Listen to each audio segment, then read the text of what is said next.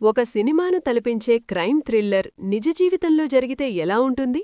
గుజరాత్ నుంచి తిరుపతికి వెళ్తున్న 2 భారీ కంటైనర్లు, అందులో వేల కోట్ల రూపాయల నగదు, అడవిదారిలో దారిదోపిడి. అసలా డబ్బు ఎవరిది? అది ఎందికల కోసమే తరలిస్తున్నారా? మహారాష్ట్ర పోలీసులు అవునంటుంటే కర్ణాటక పోలీసులు ఎందుకు కాదంటున్నారు? ఈ మిస్టరీ వెనుక ఉన్న అసలు కథ ఏంటో ఈ వీడియోలో క్లియర్గా తెలుసుకుందాం. ఈ కథ అక్టోబర్ 2025లో మొదలైంది. గుజరాత్ నుంచి మహారాష్ట్ర, గోవా మీదుగా తిరుపతి వైపు 2 కంటైనర్లు బయల్దేరాయి. అందులో పాత 2000 నోట్ల కట్టలు సుమారు 400 కోట్లు ఉన్నాయని ఒక అంచనా. అయితే కొన్ని కథనాల ప్రకారం అది 1000 కోట్ల వరకు ఉండొచ్చని ప్రచారం జరుగుతోంది. కర్ణాటక, గోవా సరిహద్దులోని చోర్లా ఘాట్ అనే మారుమూల అడవి ప్రాంతంలో ఈ కంటైనర్లను గుర్తు తెలియని వ్యక్తులు దోచుకున్నట్లు వార్తలు వచ్చాయి. అయితే ఈ విషయం బయటపడింది మాత్రం డిసెంబర్ 17న. నాసిక్కు చెందిన సందీప్ దత్తా పాటిల్ అనే వ్యక్తి పోలీసులకు ఒక సంచలన ఫిర్యాదు చేశాడు. అక్టోబర్లో విశాల్ నాయుడు, కిషోర్ షేఠ్ అనే వ్యక్తులు తనను కిడ్నాప్ చేశారని, ఈ దోపిడీ వెనుక తనే ఉన్నానని, తనను నెలన్నరపాటు వేధించారని చెప్పాడు. దీని వెనక విరాట్ గాంధీ అనే వ్యక్తి ఉన్నాడని ఆయన ఆరోపించారు. ఈ ఫిర్యాదుతో మహారాష్ట్ర ప్రభుత్వం ఒక్కసారిగా ఉలిక్కిపడింది. కేసు తీవ్రత దృష్ట్యా మహారాష్ట్ర ప్రభుత్వం వెంటనే ప్రత్యేక దర్యాప్తు బృందాన్ని, ఎస్ఐటీని ఏర్పాటు చేసింది.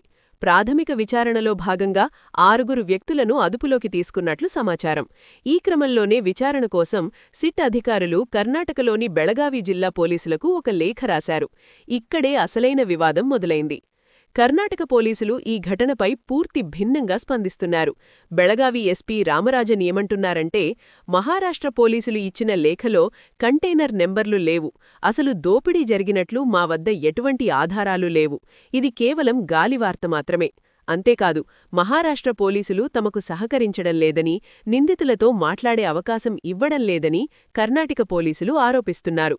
హోంమంత్రి పరమేశ్వర్ కూడా ఇదే విషయాన్ని ధృవీకరించారు. ఈ కేసు ఇప్పుడు రాజకీయ రంగు పులుముకుంది. రాబోయే ఎన్నికల కోసం కాంగ్రెస్ నేతలే ఈ డబ్బును తరలిస్తున్నారని భాజపా ఆరోపిస్తోంది. దీనికి కౌంటర్గా గుజరాత్, మహారాష్ట్ర, గోవాలలో భాజపా ప్రభుత్వాలే ఉన్నాయి కదా, మరి మీ రాష్ట్రాల సరిహద్దులు దాటి ఈ కంటైనర్లు ఎలా వచ్చాయని కాంగ్రెస్ మంత్రులు ప్రియాంక్ ఖర్గే, సతీష్ జార్ఖీహోళీ ప్రశ్నిస్తున్నారు.